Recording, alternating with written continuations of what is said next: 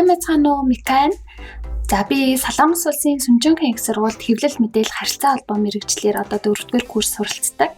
Мөн өөрийнхөө хобби болон мэргэжлээ хостуулан YouTube-ээр ASMR төрлөөр ном уншиж өгдөг контентыг хийдэг байгаа. Хэрвээ та бүхэн сонирхож байвал Mika's channel руу ороод үзээрэй. За өнөөдөр ямар учиртай подкаст эхлүүлж байна вэ гэхээр гадаадын их сургуульд суралцахыг хүсдэг олон мянган оюутнууд байдаг шүү дээ. Тэрхүү хүмүүстэй зориулан одоо гадаадаас сурч байгаа энгийн оюутан залуусын туршлага мэдлэг дээр тулгуурлан гадаадаас сурахын сайн муу тал явахаасаа өмнө юу сурч мэдэж авбал ирээд соёлын шок болон бас бус стрестэнд орох нь бага байх вэ? Яаж материал бүрдүүлж ямар замаар хүүхдүүд гадаадд очдог бэ, ирдэг вэ гэх олон хэрэгтэй мэдээлэл хуваалцах зорилготой подкаст байгаад болохоо татай байна. Миний хувьд би Солонгост 5 жилийн өмнө ирсэн. Тухайн үед Солонгос улсад суралцах болон Солонгос улсын талаарх мэдээлэл маш тутмаг байдаг байсан болохоор бараг юу ч мэдэхгүй шахуу энд иржээс учраас олон зүйл дээр сэтгэл санаагаар унах юм уу, аль эсвэл бууж өгөөд гэрлөөгөө буцъя гэсэн тиймэрхүү бодол төржсэн. Тэм учраас дараагийнхаа дүүнер залуучуудынхаа өмнөх алхмуудыг хийхэд багч болон нэмэр болог гэдэг үднээс энэхүү подкастыг эхлүүлж байгаамаа. Тэгээд хэрвээ та эсвэл таны гэр бүл эргэн тойрны хэн нэгэн гадаадаас сурах хүсэлтэй байдаг бол манай подкастыг санал болгоорой. Подкастын хамгийн анхны дугаараар Солонгосын Сүнжэнгийн их сургуульд аялал жуулчлалын мэргэжлэр одоо 2 дугаар курс сурдаг. За Монголд байхдаа эхний курс сураад топгийн 4-ийг аваад шууд бакалаврт орж исэн туршлагатай оюутныг өрсөн байгаа. Ингээд өөрийгөө дэлгэрэнгүй танилцуулах гэж байна.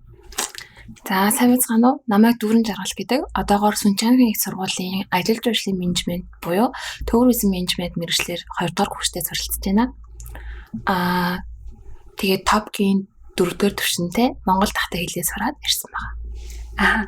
Топгийн 4-р төвшин гэхээр ерөнхийдөө нэлээ их хугацаа болон хөдөлмөр шаарддаг. Хэр хугацаанд бэлдэж топгийн 4 авч ирсэн бэ? 10 жилийн амартай төгсчүүд эхлээд Монголд их сургуульд орчихсон байсан. Тэгээд их сургуулаа хаян байж хэлээ сурсан байгаа. Яг 1 жил топко сураад сурангаа топик 2 удаа өгсөн, хоёулын дээр нь 4-р оноо авчихсан. Топгийн 4 авсан туршлагаасаа маш богино хуваалцвал. За хэл сурахад бол хамгийн эхлээд өдөр болгон давтах шаардлагатай байдаг. Тэгээд өдөр болгон давтахын тулд би Монголд их сургууль сурангаа хэлээ сурч болох гэсэн гэсэндээ илүү хугацаанд шаардах байсан. Тийм болохоор сургуулаа орхиод бүр ингээд гараад хэлнийхээ курс руу гэх юм уу дамжаар орж исэн байхгүй. Тэгээ миний хувьд болохоор арай юм шахалттай сурсан. Яагаад тэгэхээр топгийн оноо амлсан Солонгос хэлний сургалтанд сууж исэн. Тэгээд тэр нь болохоор топгийн оноо автлаа сургалтандаа хэлээ сурч болдог. Тэгээд оноо авах хүртэл нь тэр тухайн хүүхдийг бэлдэж өгдөг тийм сургалт байсан гэсэн. Тэгээд би 1 жил сургалтандаа өдөр болгон очиж хичээлээ бэлдээд тэгээд топгийн 4-р төвш авсан. Тэгвэл бүр ингээд анханасаа чи бүр ерөөс Солонгос хэлний үсгийг ч мэдгүй байсан гэсэн үг. Тийм, ямар ч бэгүү эхнээс нь сурсан. Тэгээд 1 жилийн дотор өдөр болгон хэдэн цагаар хичээлсэн бэ? Яг өдөр болгон биш л дээ, мэдээж баярын өдрүүдээр амарчдаг. Хагас бүтэн сандаа тухайн сургалтын амарна. Өдөрт 2 цаг 3 цаг багш нь хичээлээ орно. Тэгээд үлдсэн хугацаанд хэр удаан бэлтгэх нь миний өөрийн дур. Зүг. Энэ ямар нэгэн зар сурталчилгаа биш ч гэсэн тухайн газар нь ямар газар байсан бэ? Бусад хүмүүстээс хэрэг болж магадгүй байх. Тийм, энэ газар ер нь биелэгтэй айгу дуртай байдаг. Энэ болохоор Монголын цогц сургалт хөгжлийн академи гэж сургалтын газар байсан. Энэ болохоор зөвхөн Солонгос хэл дээр биш, өөр олон хэл дээр үйл ажиллагаа явуулдаг. Яарт бэлдэх зэрэг хүртэлх үйл ажиллагаа хийх юм лээ. Зүг. Би бас өмнө сонсч илсэн юм байна. За тэгвэл Солонгост ирэхээс өмнө топгийн 4 оног авсан ирсэн юм байна. Тэгэнгүүтээ одоо хамгийн анх ирсэн туршлагаасаа хуваалцвал Солонгост ирээд ямар байсан? Бакалаврт ороод бас ямар байсан? Ер нь бол бакалаврт орохынхаа өмнө ч юм уу Солонгост ирэхийнхээ өмнө ямар зүйлийг бэлдэх хэрэгтэй байдаг юм бэ гэдэг зүйлээр ингээд нэгдсэн тодорхой хариулт өгөөч.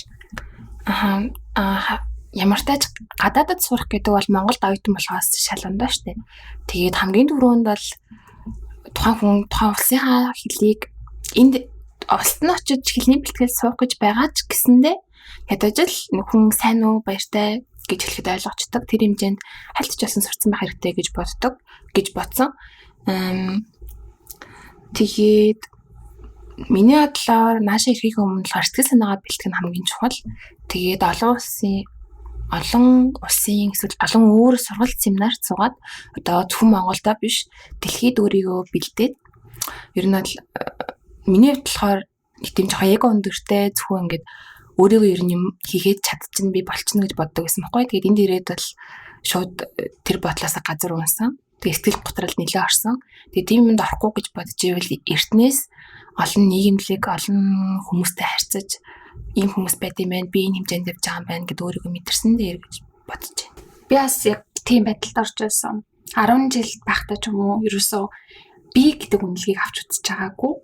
Тэгээд бакалаврт оронгуудаа хамгийн анхны бүр үнэхээр хэцүү хичээлийг сонсож үзээ. Бараг тэрийг ойлгохгүй шахуу байж байгаад F авч исэн. Тэгэнгүүтээ бүр ингээд сэтгэл санаагаар унахын дээр унаад би ерөөсөө л буцъя гэж бараг шийдсэн байхгүй юу. Тэгэхээр чинь ямар сэтгэл санааны бэлтгэлгүйгийн улмаас тийм шийдвэр төрж байгаа шүү дээ. Гэхдээ яваагүй л тийм.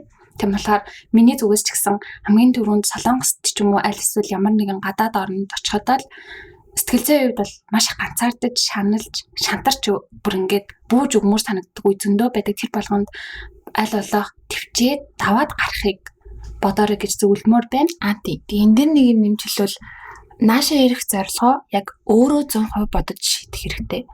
Тэгэхгүй тэгээд ээж аав нь яв гэсэн байдаг ч юм уу эсвэл энэ зам зүгээр чи явчих гээд өөрөө хэлсэн байвал наашаа ирээд буруутгах хүн өөр үнэлээ явна гэсэн үг.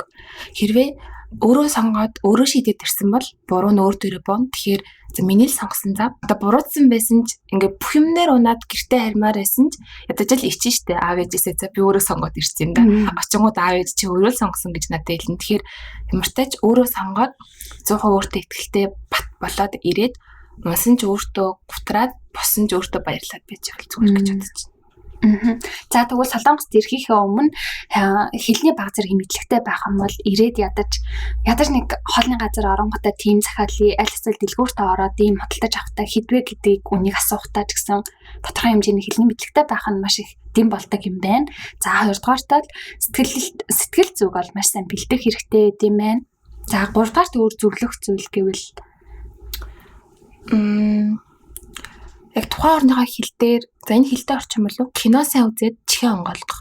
Хичнээн хэлээ бэлдээд уншаад ирсэн ч гэсэндээ яг үндэ яг тухайн улстай очиод тухайн улсыг одоо би миний хувьд болохоор Солонгост ирээд Солонгос хүн өөдөөс юм ярихад анх бол хэлсэн нэг ч үгэн чих рүү орог байхгүй.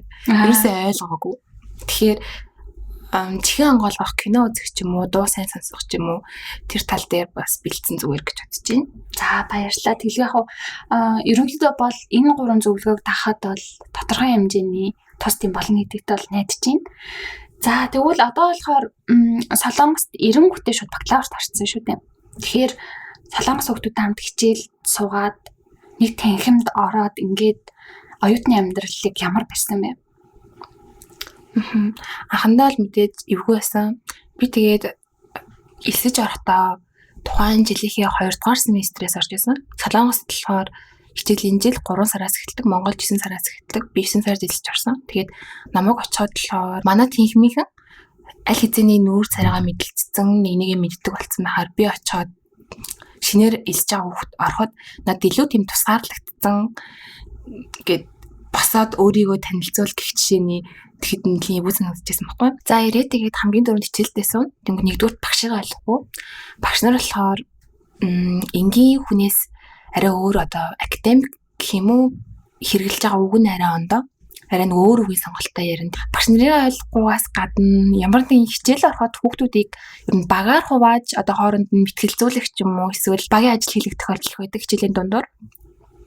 Тэнгүүд гадаад хүмүүсийг баг зэргийн ялгархан гадуурхах гэж хэлэхэд бас хэвлэн тийм хүн болдог. Тэр нь болохоор одоо жишээлбэл за гадаад хүмүүсд нэг баг болчих гэх бүгд нэг багт оруулдаг ч юм уу эсвэл гадаад хүмүүсийг тусгаарлаж агаад Солонгос хүмүүстэй нэг нэгээр нэг багт хийдэг ч юм уу тийм хүн байдаг байгаа. Тэгэхээр тэрийг нэг хүн дээр тусгаж авалгүйгээр угаасаа л битгэд хилээ сайн ойлгохгүй нүнэн яг өөрийгөө 100% бүрээр илэрхийлж чадахгүй нүнэн болохоор бусдын тусламж бид нарт хэрэгтэй болохоор тэгж хүн дээр үлээж авалгүйгээр өөр таарсан ажиллаа 100% тултална хийсэн дээр гэж бодож байна. Багшигаа ойлгохгүй бол хамгийн нэгдүгээрт хамт сурж байгаа хүүхдүүдээс асууж болно. Тэгээ би болохоор анх хүүхдүүдэд тэр хамт сурж байгаа хүүхдүүдээс асууя гэсэн ч одоо ойлгохдохгүй байх үедээ намайг одоо хилээ ярьж чаддгүй юм байна. гэд нэг үл хашаачвал тэр чигээрээ намайг үл хашаагаад явчих үедээ гэж санаа зовоод нэг асууж чаддаггүй байсан.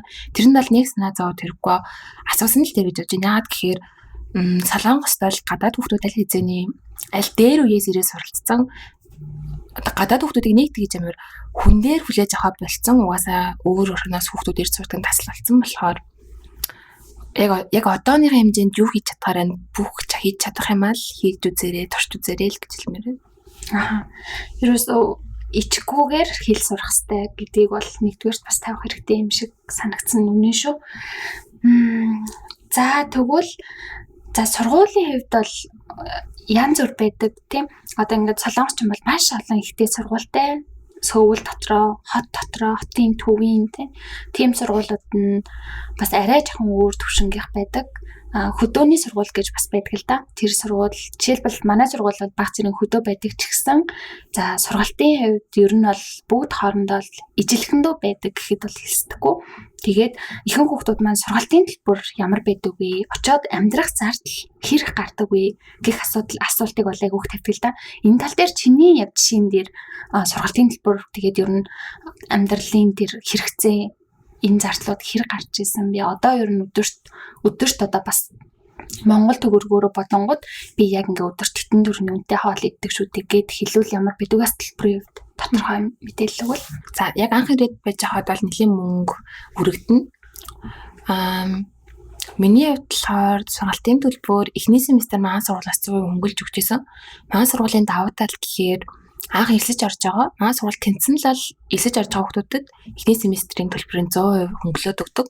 Тэгээд цаашаагаа тэтгэлгээ хамгаалаад явж болно. Эсвэл тэрнийх нь хувь нь буурч болно. Эсвэл бүтээлэг авахгүй ч хийж болно. Тэр нь 100% өөрөөс нь хамааралтай буюу дүнтэй хамааралтайгаа. Тэгээ миний хувьд болохоор эхний семестрээ 100% хөнгөлүүлээд дараагийн семестрээ 30% хөнгөлүүлчихсэн. Би эхний семестр болохоор 30% тэтгэлэг авч ирсэн. Тэгээ манай салбарын маань техникийн төлбөр болохоор Солонгосоор 3 сая 600 мянган вон, монголоор 9 сая төгрөг хавцаа байдаг. Тэгээд энэ л болохоор жилийн төлбөр биш. Солонгост жилд 2 семестр байдаг. Нэг нь 3 сард эхэлдэг, нэг нь 9 сард эхэлдэг. Тэгээд нэг семестр буюу 3 сар тэр суралцах төлбөр нь тэр хавцаа байдаг гэсэн үг. Тэгээд ер нь бол тэгтээ тэрэнд нэг амар айгаалгүй ямар их мөнгө гэж бодоод хэрэггүй. Яагаад гэхээр Солонгос чинь бас миний солонгосыг сонгосон нэг шалтгаан болохоор солонгос ажиллангаа сурах боломжтой. Тэгэхээр 3 сар хичээлчээд дараагийн семестр орох хүртэлх тэр 3 сартаа ажиллаад төлбөр олох боломжтой байдаг гэсэн үг. За тэгээ солонгосын сургуулиуд болохоор төлбөрөө хувааж төлөх боломжтой байдаг. Тэгэхээр нэг тийм айгаад авах юм бол биш байгаа.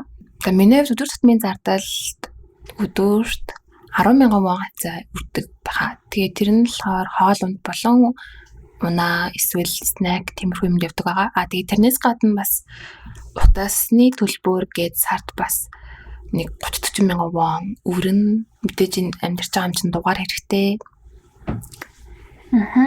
Ер нь хүмүүсийн ихэвчлэн бас ингээд мэдхийг хүсдэг зүйл байдаг л да. Тэтгэлгийн хувьд айгүйх асуудаг. Тэтгэлэг авах боломж өндөр үү? Үнэхээр би ингээд сургуульдаа сурахдаа тэтгэлэгтэйгээр бүхэлдэн 4 жилиг дуусгаж чадах уу гэж асуудаг л да. Энэ тал дээр ер нь ямар жишээ байна? Солонгост ирэхээс өмнө одоо Монголоос нэр ирж байгаа бол нэгдүгээр сургуулиудын тэтгэлэг байна. Тэр нь болохоор та солонгос хэлээ хэр бэлдсэн бэ? Топкийн хэдэн оноо авсан бэ гэдгээс чинь хамаарна. Тэгээ топкийн 4-өөс дээш надад бол хангалттай 50-аас 100% тэтгэлэг авч болно. Тэгээ зарим нэг сургуулиуд топкийн 4, 5, 6 тайхад төсөл нь 4 жилийн турш бакалаврын тэтгэлгийг хөнгөлөөд өгдөг тийм сургуульч байдаг. Эхний семестрийг хөнгөлдөг сургуульч байдаг. Ер нь л тэтгэлэг нь яг топкийн онооноос хамаараад өөр болдог. Солонгост ирсний дараа болохоор маань сургуулийн хувьд дүнгээс нь 100% хамаарна. Маань сургууль гэхэд голчин 4-тэй буюу гарсан тохиолдолд дараагийн семестрийн төлбөрийг 100% хөнгөлөөд өгдөг. Би тэгээ өнгөрсөн семестр анхудаа аваад маш их баяртай байгаа. Солонгост бол 100% тэтгэлэг дүнгээр аавна гэдэг бол бас хүнд ажил шүү дээ. За тэгээ сурж байгаа сургуулийн тэтгэлгээс гадна Study in Korea гэдэг сайт байдаг. Тэр сайтаас харах юм бол ер нь гадаад хүүхдүүд зориулсан нэлээд олон тэтгэлэг байдаг. Жишээлбэл тань бол Солонгост сурдаг өөрийнхөө төлбөрийг төлдөг гадаад хүүхдүүдэд зориулсан тэтгэлэг байдаг. Тэр нь болохоор сар болгон 500 мянган вонны стипенд буудаг буюу 10 сарын турш өгдөг. Тэгэхээр 5 сая вонны тэтгэлэгтэй байдаг. тэр хүртэлх том мэдээлэлүүд байдаг гэсэн үг. За тэгвэл одоо яг энэ подкастыг сонсож байгаа хүмүүст бол маш том зөвлөгөө одоо мэдээлэл болж очиж байгаа нэг зүйл бол хуваарай төлбөрөө төлдөг ийм оюутан байх юм бол одоо хэрвээ ингээд тэтгэлэг авах боломжгүй энэ дээрээ тэтгэлэг авна гэсэн тийм зорилготой ийм оюутнууд байгаа бол Study in Korea гэдэг сайт руу ороод англи юм уу солонгос хэл дээр монгол хэл дээр ч гэсэн мэдээллүүд ер нь байдаг.